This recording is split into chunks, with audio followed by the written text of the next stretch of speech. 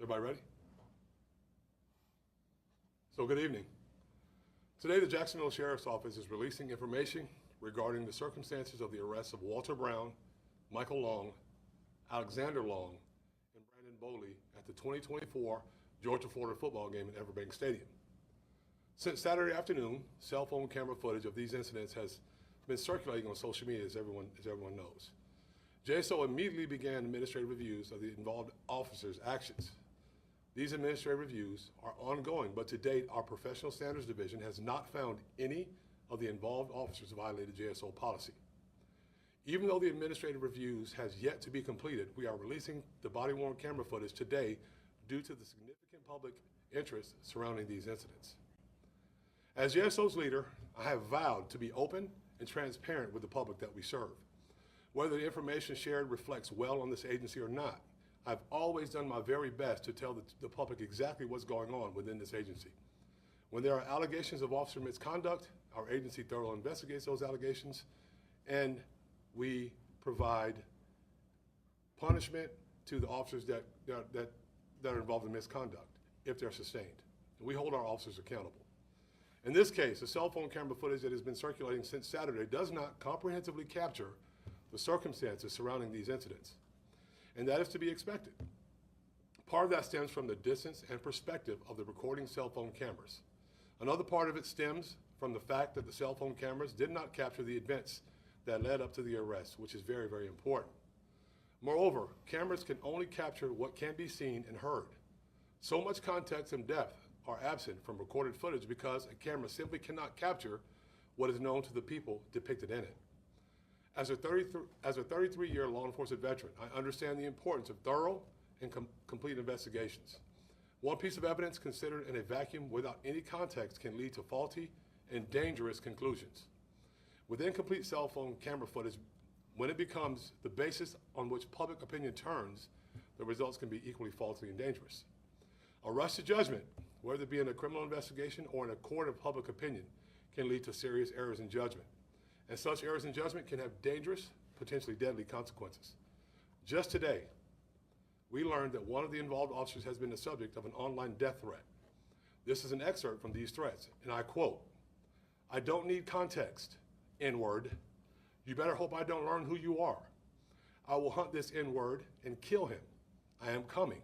Equalizer. I don't give a S-H-I-T who they are. I am getting ready to start putting bullets in them."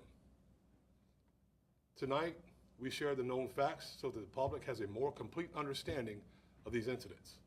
Yes, there was force used by the arresting officers, and yes, that force is always ugly.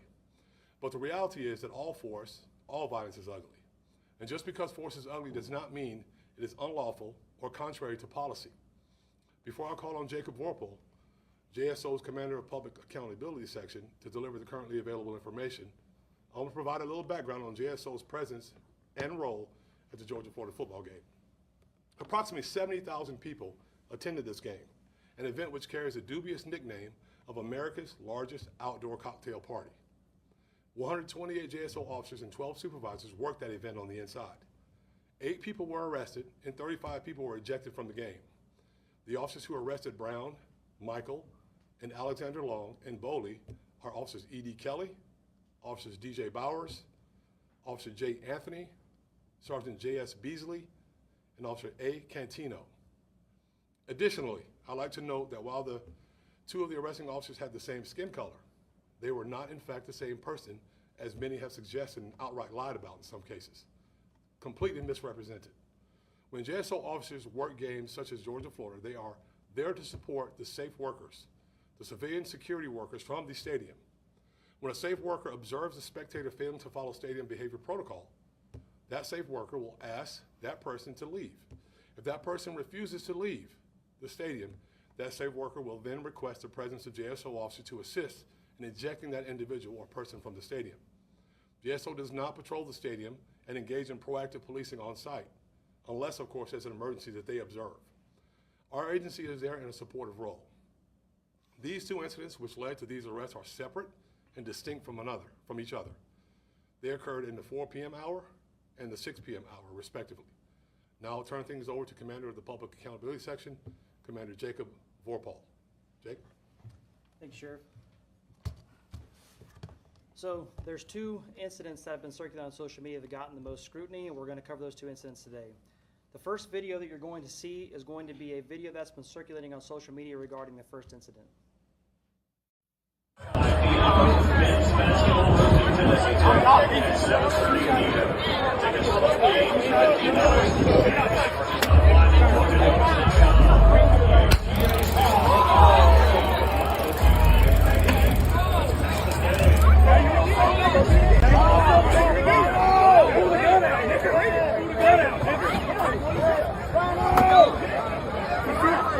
I'm not going to jail. You stop me.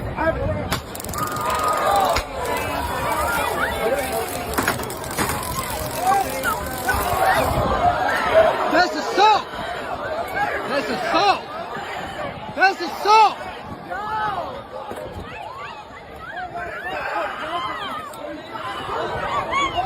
That's assault! That is assault! You can't do that! You can't do that! You can't do that! That's assault! That's assault! That's a lawsuit, bitch! That's a lawsuit!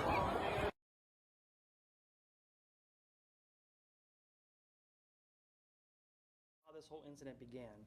So around 4:20 p.m., there was an employee with SAFE who was working her assigned section of the stadium. At that time, she's making sure people that are coming have the appropriate tickets for where they're going. Some children approached her to go to the section they didn't have tickets for, so she asked them to go find their parents and to come back with a ticket. There was some discussion back and forth about getting this ticket when eventually Walter Brown arrived and pushed the SAFE worker out of the way, accused her of kidnapping his children and threatened to kill her, and then grabbed one of his children and dragged them along up the stadium stairs and told his other kids to follow him. At this point in time, the stadium worker decided that she did not want to be the victim of a crime of a battery, which did occur. However, she did want JSO to respond and evict the attendee from the stadium. So Officers Bowers and Kelly responded and spoke to the SAFE employee. After getting the information from her, they then proceeded to go up to the section. So the first video we're going to watch is going to be body-worn camera footage that has been combined from Bowers and Kelly. It's going to begin with them ascending the stairs to when they make the initial contact with Brown. And we just want to point out, for the sake of brevity, we have cut the footage from one officer to another because Officer Kelly initially makes contact with Brown, then steps back, and he's not close enough to capture the conversation between Officer Bowers and Brown, so we will then switch to Officer Brown's body-worn camera footage.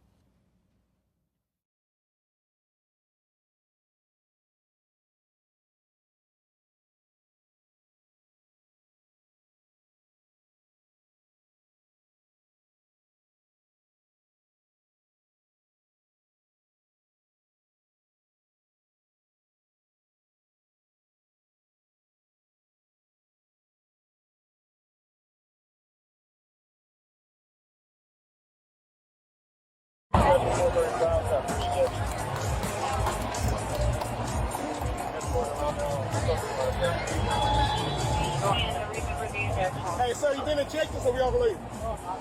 Huh? No, I'm not. This lady here assaulted me, and I have it on camera. You would like to see it? It's their private property. They want you to leave, so you have to leave. It's her private property? Listen, remember what I told you? I'm either going to kill a cop or not leave. One or the other. Tase me. 49, instead a couple more units. Get up. I didn't do anything against the law. So tell me what my crime was. Right now it's been trespassing. Get up. Come on. Come on. Do not touch me. She tried to kidnap my kids. I get it. Can I listen, there's a good way to do it. There is a good way to go downstairs and talk, but there's a good way. There's a right way, there's a wrong way. There's a right way. The way you're doing I'm still sitting in my seat. The way you're doing it right now is wrong. No, I'm still sitting in my seat. Right now? I'm still sitting in my seat. You have to go the right way is for me to tell you what happened, because I'm not leaving with all 5 of my kids here. I'm not leaving. They can go with you, or you can go to jail. They're not doing that. I'll go to jail. I'm going to beat your jail, DJ Bowers. Dude, you're not going to do that. I promise. I will do that. I'm trying to keep you from going to jail. She tried to kidnap my kids. I understand what you're saying. She tried to kidnap my kids. What you're doing You're not is touching me. You're not touching me.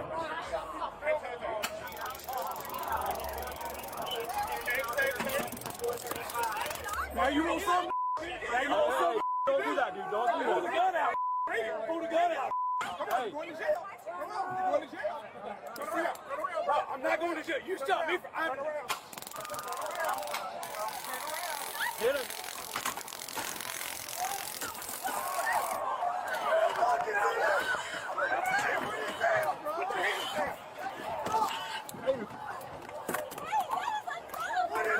Y'all fixing to get screwed. Y'all get screwed. Y'all get screwed. I'm getting fixing to get rid. We're fighting. I'm fixing to get rid. You're not fighting anybody. I'm not fighting anybody. Come on, dude. You did it yourself.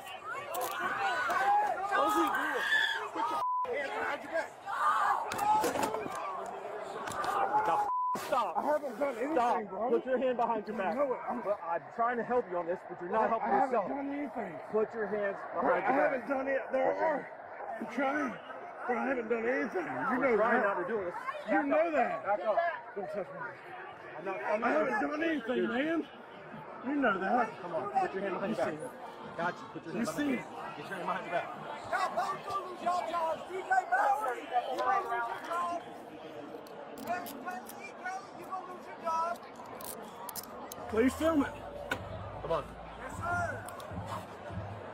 Come on. Get him up.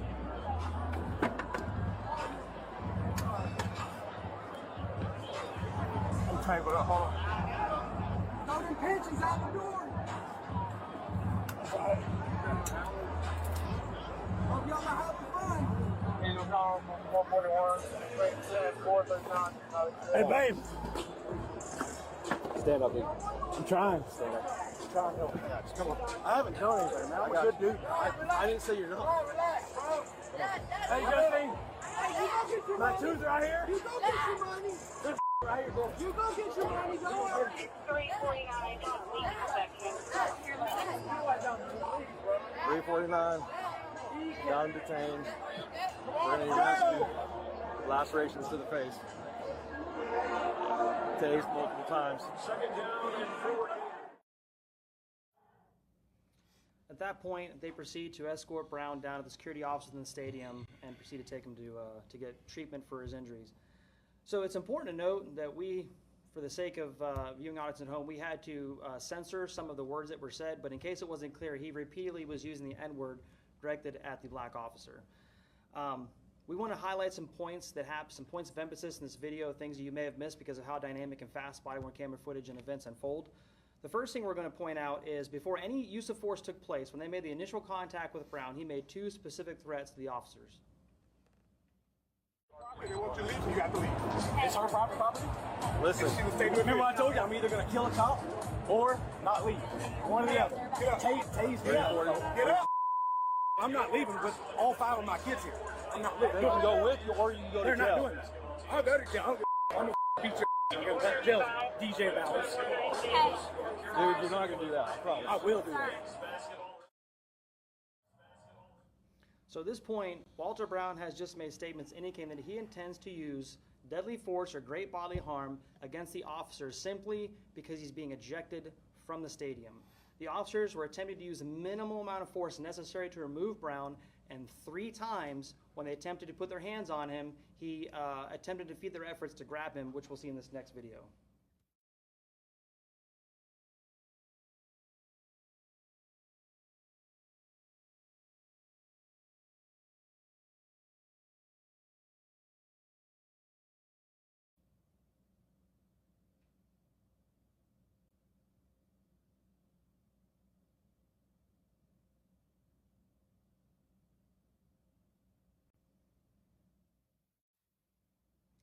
So when we use force, we attempt to use the lowest level of force necessary. At this point, they're simply trying to put their hands on him, escort him out of the stadium. He makes the comment that he's ready to kill a police officer, so Officer Kelly draws his taser and covers Brown with his active taser we call red dot compliance, where there's a red dot on him. Usually most people understand this is serious and they tend to de-escalate. Brown continued to escalate. At this point in time, after continuing to make threats of bodily harm when he threatened Officer Bowers, Officer Kelly deploys his taser. While this happens, Officer Bowers, while the subject is under incapacitation from the taser, attempts to put a handcuff on him, and Brown still continues to resist at that point.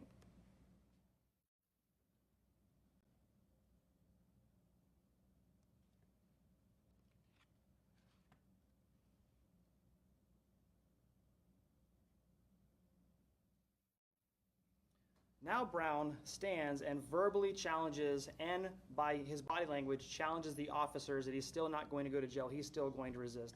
The officers at this point have no reason to believe that he's not going to use physical violence, that he's not going to attempt to kill them, as he already stated he would. And this is the person they're dealing with as they escalate through their uses of force. All right? So at this point, we can determine he's displaying what we call active physical resistance. Active physical resistance is more than simply not obeying a verbal command. It's using physically evasive movements used by a subject to defeat an officer's attempt to control them. It can be demonstrated by a person becoming more increasingly animated with their body language and with their muscle tension, or by taking a fighting stance, or by verbalizing an aggressive intent, or any other behavior that indicates that violence is imminent from this person, which I think you can see Brown was displaying all of those traits of active physical resistance. So to overcome his resistance, the officers are going to increase their use of force until they can take him into custody. So next you're going to see Officer Kelly grab his handcuffs, and he's going to attempt to take Brown into custody. Simultaneously, Brown is continuing to yell racial slurs and that he's not going to go to jail and refusing to comply, the officers, and that's when Officer Bowers attempts to utilize his taser so that Kelly can take him into custody. And we'll see that in the next video. You want some? Hey, you want some? Don't do that, dude. Don't do that. Pull the gun out. Pull the gun out. Hey. You're going to jail. You're going to jail. Bro, I'm not going to jail. You shot me for... Get him.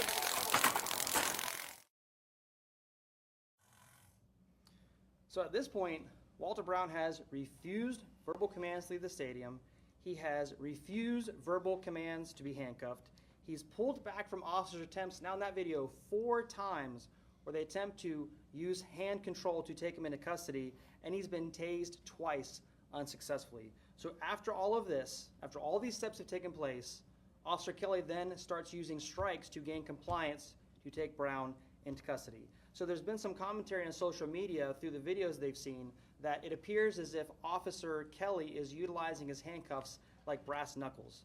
And we're going to show you a video real quick that shows you how he, what we would call, loaded his handcuffs in his hands, ready to deploy them.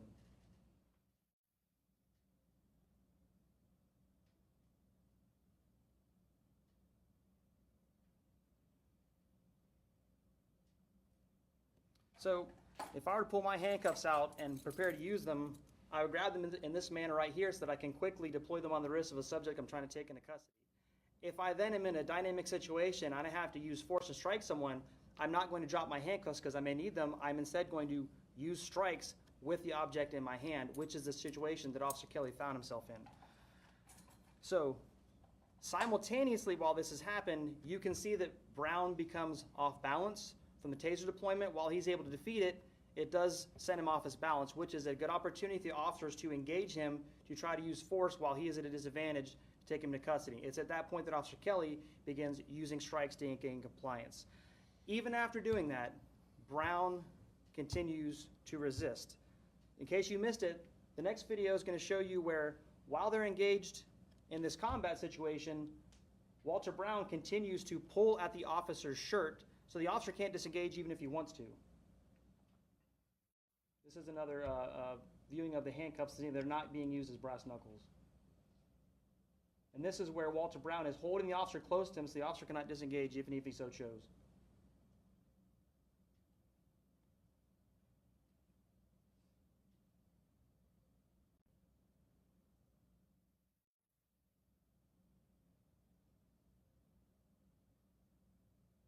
And then as the struggle continues, you're going to see that Walter Brown then attempts to grab the officer's gun off of his gun belt. And we'll show you that in the next video.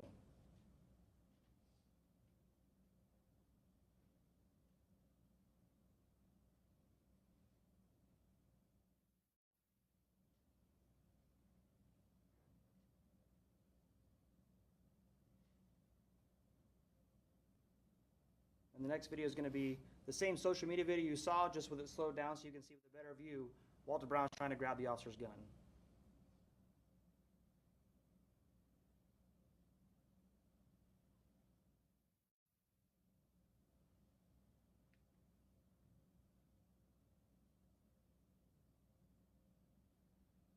And during the original body-worn camera footage as it was playing, you can hear Officer Kelly voice to Officer Bowers, "He's trying to grab my gun."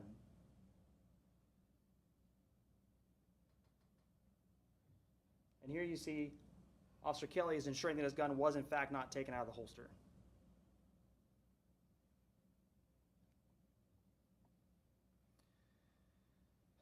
So we saw how this played out. Unfortunately, because of the closeness of the officer and and Walter Brown, the body-worn camera didn't record what happened when they fell into the chairs, but we were able to utilize the stadium cameras at TIAA Bank Stadium to be able to show you what happened once he fell down in the chair, to show that once he was pinned against the chairs, once he stopped resisting, the officer's use of force ceased, and they then proceeded to take him into custody without further incident.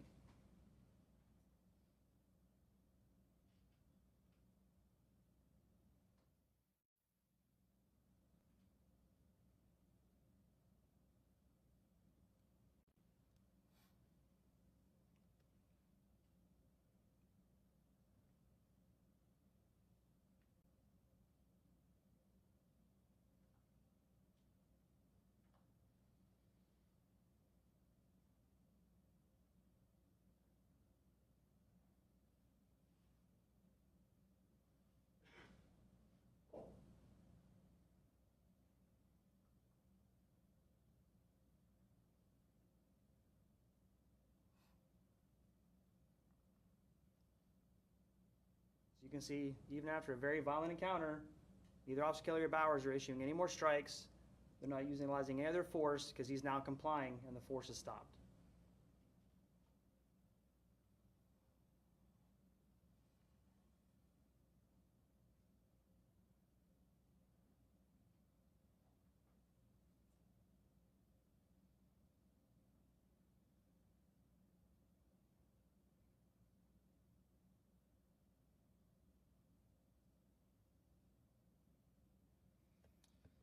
So now we're going to move on to the second incident that occurred later on in the day. So the first video we're going to show you, similar to the first, is a video that began circulating on social media that does not provide the full context of what occurred.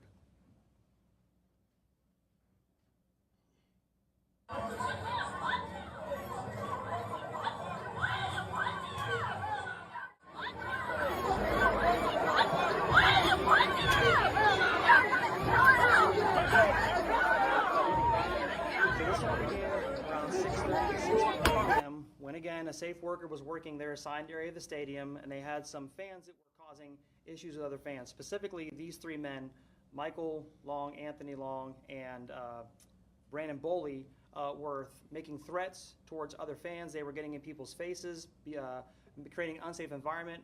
There were fans that complained to SAFE that they felt like they were unsafe sitting in their seats. They went up to the upper deck. The SAFE employee engaged them multiple times, gave them warnings to stop, warned them they could be ejected, and they still continued on with their behavior. While this is taking place, and the SAFE employee is dealing with them, one of the fans actually took it upon themselves to go up to try to find a police officer to come help the SAFE worker because of how unruly they were becoming. So what we're going to see is we're going to see the body-worn camera footage of the three officers involved.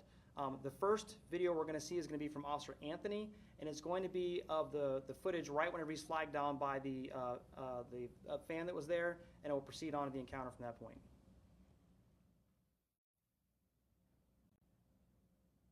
Once again, the first 30 seconds is not recorded via audio until they activate their camera.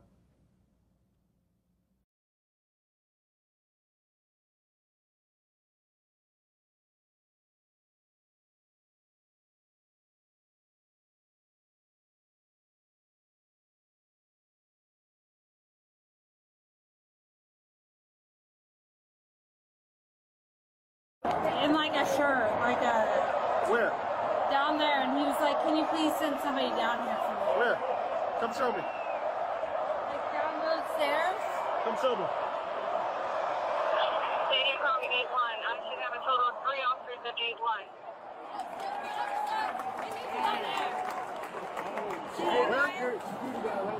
Oh, okay. You're at gate 1. I have an officer who says it's 10:15 at gate 1 and needs assistance.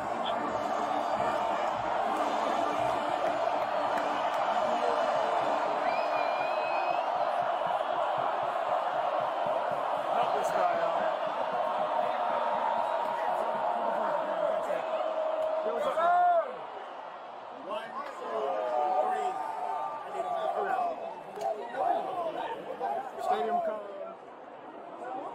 232. I have 3 ejections here in section 131. This is 131? Yeah, section 131. All right, come on. Who are you need ejection? That's 3 ejections from section 131. All right, come on. Are you kidding me? I see right here. Hey, no, why are you looking at? Ask me. Over here in section 131. I mean, we're all right here too. Come on. But can you ask him? We've been great guys. They come to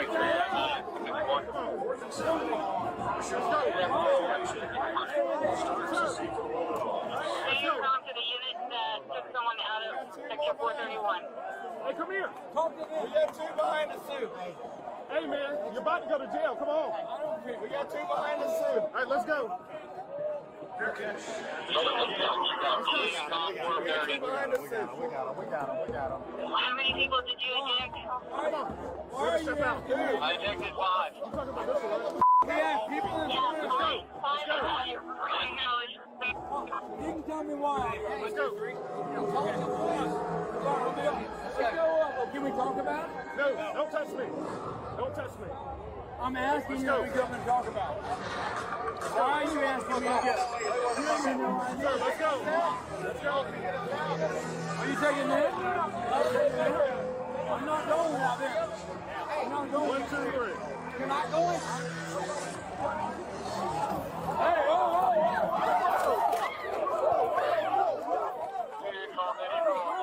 Sweet.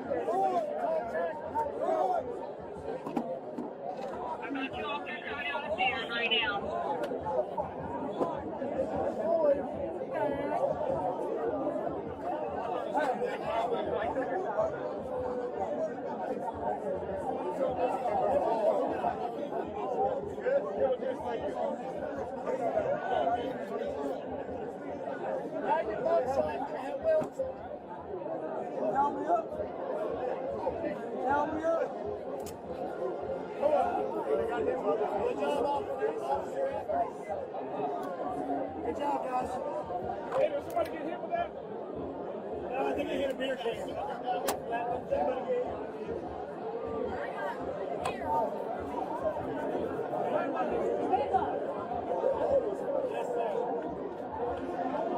Now you're going to jail. Hey! Come on. Following the timeout, 1st and 10 Ball on the 12. Thank you. Hey, my shoes underneath the seat. All right, we'll get you up. You might look underneath the seat, so be careful. There it is. I'll go get you. Well, that you won't drink again. Frazier, 3. I hope you don't hit me one more time. 7 and 7, Georgia. Don't eat my shoe.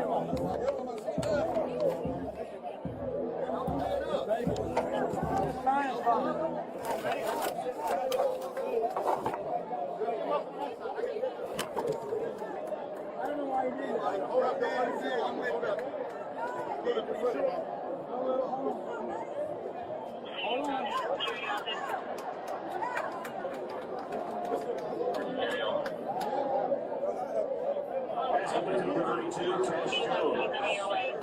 Tell me what down to do. Put on down there. 10 second, will you stop for the Gators? Ball on the 17, third down, 5, Bulldogs. Right there.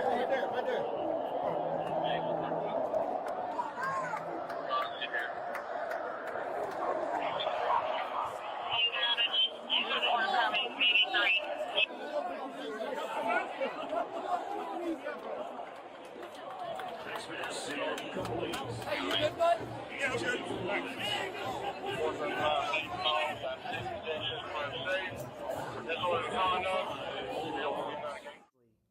Who was the second responding person during this incident.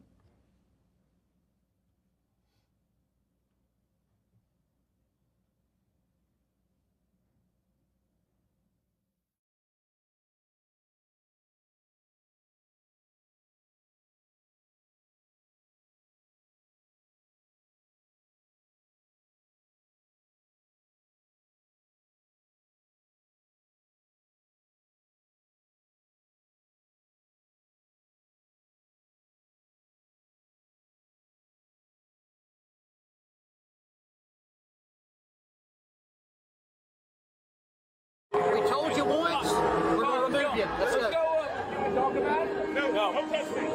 Don't touch me. Let's go.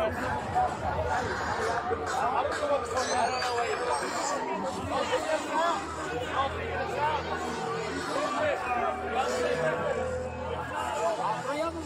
Hey, you're not going? You touch me.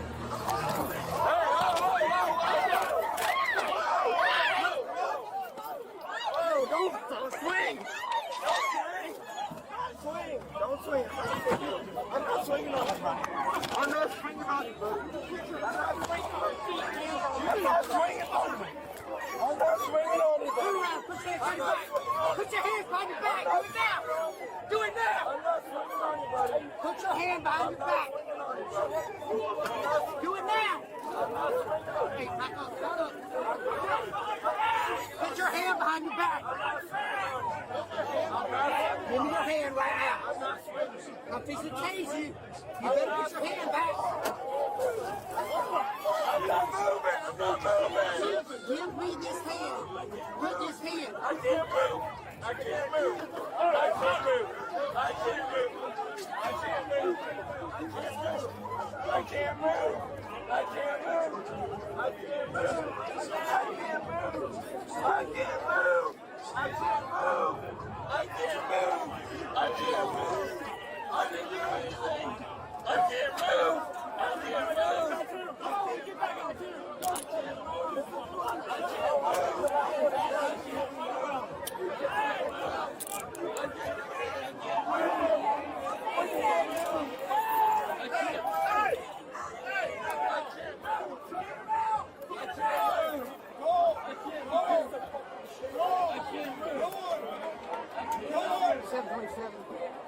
I got Marco 10-15. Officer Bob 6. I believe it's 77 for now.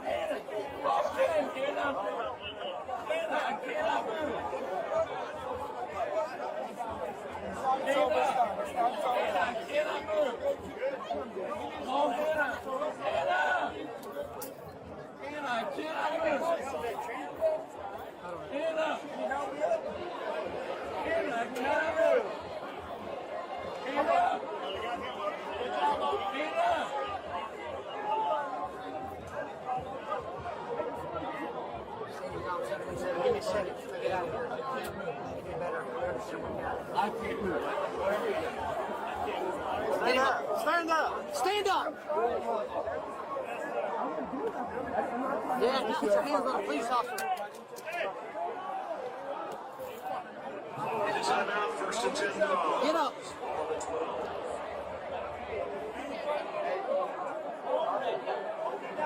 So, I'm gonna need at least 4 down here.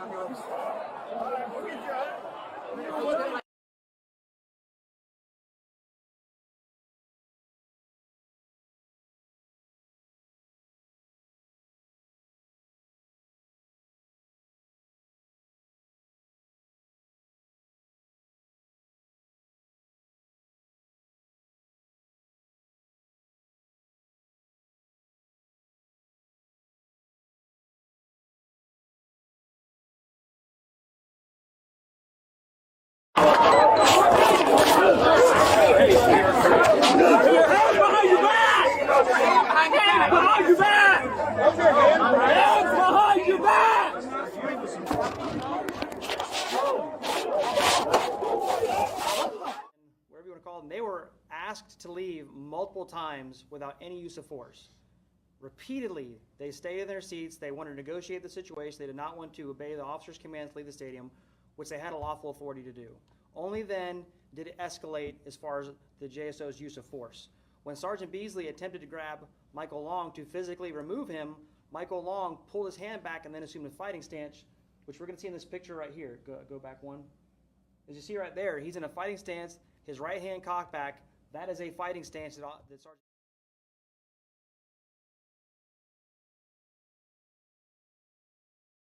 Long and pulled him, trying to pull him out of the crowd into the stairway. At that point, in the next photo, you'll see Anthony Long jumps on Sergeant Beasley in a bear hug and is so forceful in his grabbing of Sergeant Beasley that if there was not a bar behind Sergeant Beasley right there, he would have been taken to the ground.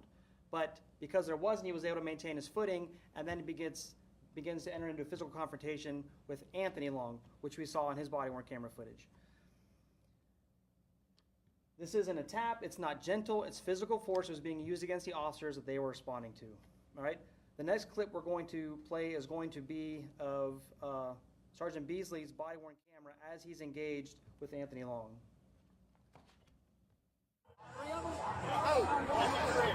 you're not going. You touch me.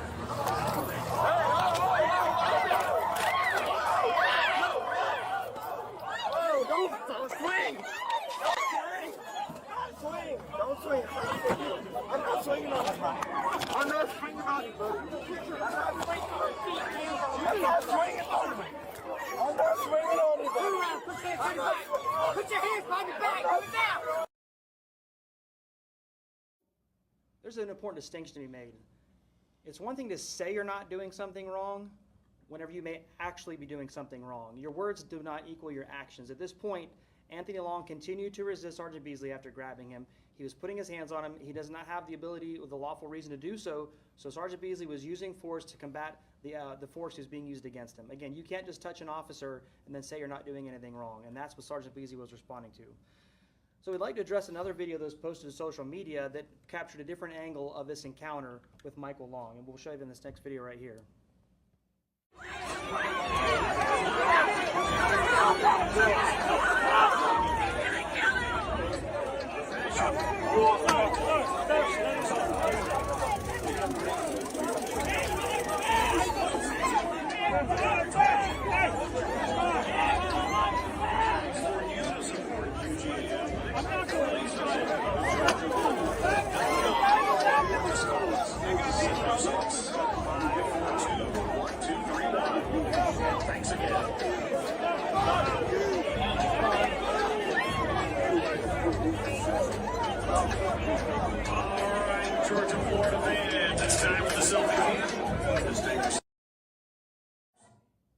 So this clip, and I'm going to say clip specifically because this clip took a small portion that was most unfavorable to the officer to post on social media.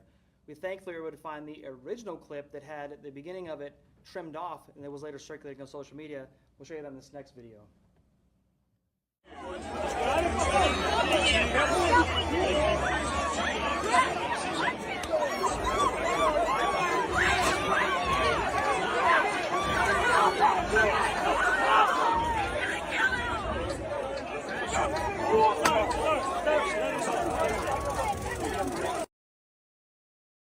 So you see the original clip had Michael Long engaging with the officer, grabbing him, moving his hand to the officer's face, physically engaging the officer, but the officer then utilizes force to take him into custody. And if you look at the slow motion clip we have, near his eyes, near his face.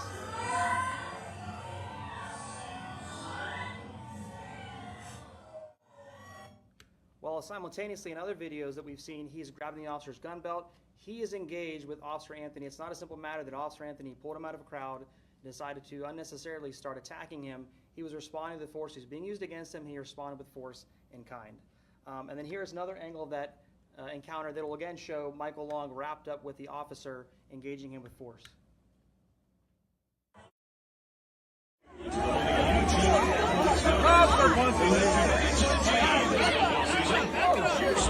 Go!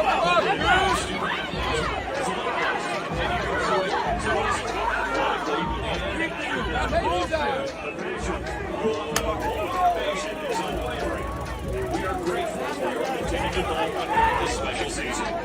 Of the Georgia Bulldogs. This fella beat the shit out of you. To support UGA athletics. Oh, that's bullshit. He beat the shit out of you. Report the scores. 706-542-1231. And thanks again.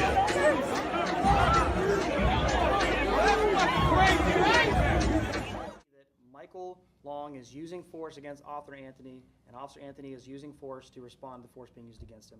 And it's important to note why he was using the force he was using is whenever someone grabs someone the way Long grabbed Officer Anthony with his arm up by his head, there's a number of things he can do. He can grab his chin, his head, and pull Officer Anthony back, throw him off balance. He can try and flip him forward. So a typical way that we do training to defeat something like that, one option is to push them down, try and gain distance between your hips and that person so you can dislodge them from attacking you. That's what Officer Anthony did. Michael Long was in an elevated position on a stair above him, which made it even harder. So he's pushing down on Long while also using strikes until he was able to push him off of him and began using other methods to take him into custody. Sure. Thanks, Jake. So it's disheartening to announce on that social media is not necessarily real, or at least what you see on social media is not a real depiction of what's actually going on. Once again, we're seeing an intentionally misleading video clip, one lacking proper context, pushed out on social media to drive a false narrative. As a leader of this agency, I will not remain silent while important facts and information are buried to advance an anti-police agenda. Won't do it. It's just not going to happen. The truth is Walter Brown, Michael Long, Alexander Long, and Brandon Boyle were aggressive and non-compliant with Everbank safe workers, and when those safe workers called for JSO officers to eject them, these suspects refused to comply with the police officers and resisted the officers in violation of Florida law. The outcome of Walter Brown, Michael Long, Alexander Long, and Brandon Boyle's arrests contrasts starkly, I add, with the 4 other arrests and 35 ejections with no issues, none whatsoever, that occurred on Saturday night's game, completely without incident. All the others arrested and ejected from the game that day complied with police directives and suffered no physical injury. Force, again, looks ugly. And because all force is ugly, not because officers are engaged in misconduct. It's just an ugly thing that happens when you have to be physical with someone who is refusing to do what you're asking them to do. So based on the currently available information, the agency believes that the involved officers acted appropriately with respect to the law and JSO policy. When an officer does wrong, I will stand up, as you've seen previously, and no one can deny this, and tell you straight and tell you the honest truth. Likewise, when officers have justifiably used force, I will stand up here and tell you straight. And effective immediately, all the video presented in this briefing is available on all JSO social media platforms and YouTube. Additionally, complete versions of all the officers' body-worn camera footage is available on JSO's transparency page. And I urge members of the public and the media to review both this briefing and body-worn camera footage for a more complete understanding of the nature and circumstances of these arrests.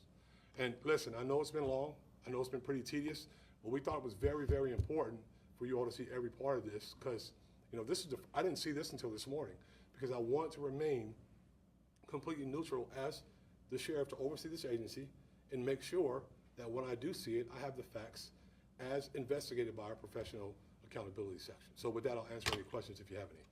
Denise. News for Jax. Do you believe the public may not completely understand the training of law enforcement when it comes specifically to strike for compliance? Yes, so I 100% believe that. And that is why we stood up here today, and we want to try to explain this as best we can, not excuses. If they were wrong, I would say they're wrong. But when it comes to a situation like this, you saw even citizens that were at the game that were assisting. I believe one gentleman in a red shirt grabbed a guy and pulled him down to help the officer subdue him. So I can see how that's difficult for people to understand. But we're not playing games here. This is not a game. This is real life. These things turn ugly really, really quickly. So the best that we can, we try to control them as quickly as possible. And then what I think is very, very important for the public to note, this is extremely important, is that when it's time to stop, they stop. It's done professionally. Looks rough, but it's done professionally, and when it's time to stop, when the subjects have been controlled, we stop. That's the professionalism, and that's how it's supposed to be done. There's a perception out there with all of this social media. It doesn't look good on JSO because of all of this strikes and force, right? So what do you have to say knowing that, just last week there was a federal lawsuit, and now these guys are even claiming, oh, there's going to be a lawsuit, there's going to be a lawsuit. What do you have to say to those folks who are saying they're going to... I'm sure there will be. There's no question in my mind, but that's not going to stop us from doing what we have to do as an agency to protect our officers and protect our public. In those cases, in both of those situations, we were summoned to that area. We weren't looking for it. I'm telling you, I can promise you this, police officers don't go looking for a fight. It's just not, in a lot of situations, it's not worth it. But we were summoned to those places, and we act in those places. And what people do when we come and we approach them with a lawful command, after being notified by safe workers to do something, we're not gonna leave until you do what we ask you to do. And if you elevate it, because they elevated, each incident was elevated and was made worse by the individuals that were there who refused to comply with the orders. I think you've noticed, and anyone knows that's honest, will see the conversation that took place in both situations. Long conversations trying to get people to comply, and unfortunately, they were unreasonable and did not want to comply. They didn't want to leave the game. And with everything that happened, was there any threat to the public with all of these interactions in field, or I'm sorry, incidents? I don't know. I mean, I think you could see civilians standing around holding people back. You know, they knew. You hear people saying, "Good job, officers. I bet you won't drink again." You hear that because this is what the officers are seeing, and this is what the officers are acting on. I think they could have been hurt, but they stayed away. They stayed back to make sure we can get the job done and get it done with as least amount of force as possible. Those strikes were not to his face. If you saw the pictures, everybody's face was fine. Those strikes were to gain compliance, which is why we strike in most cases, to gain compliance. And this is what we want the public to understand. Sheriff, you mentioned there was a total number of incidents. How many did you say that weren't 35. escalated? Yeah, 35 ejections. You know, this was a different game. I've been here for a long time, seen a lot of games. They're not always like this. We had a horse punched in the face by someone on APR. We had 6 officers hurt in other places doing things during this game. We have to protect ourselves. We have to make sure we protect the public.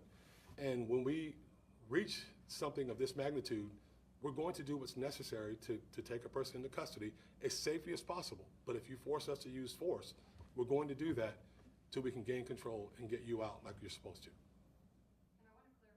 And I want to clarify, you guys said there was a threat made to the officer. Was that the same person that was here, or? No, you know, it's contrary to popular belief, we don't all look alike.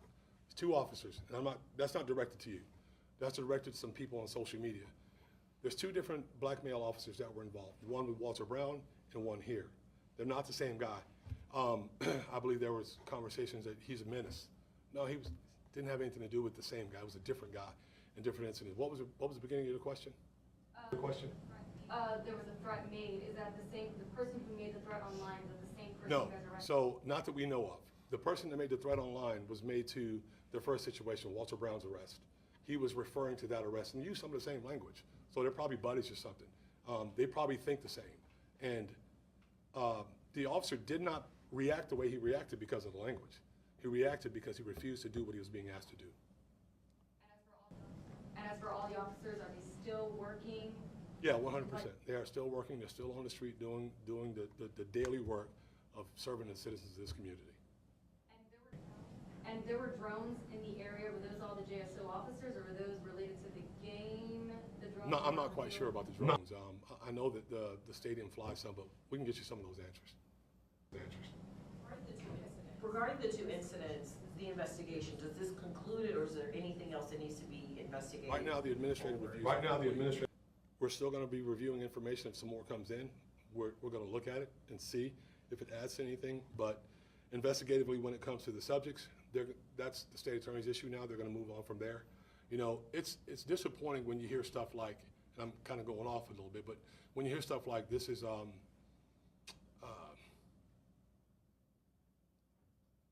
I forget the terms that were being used, but that was our officers that were in danger. You know, these are men and women that live in this community, that work in this community very hard every single day. And we don't arbitrarily just do things because we want to do them. We do them because it's our duty and it's our job to do those things. Yes. For Georgia games, they bring on a specific type of crowd. You even said it's like one of the biggest tailgates in town, right? Yeah. Or in the country,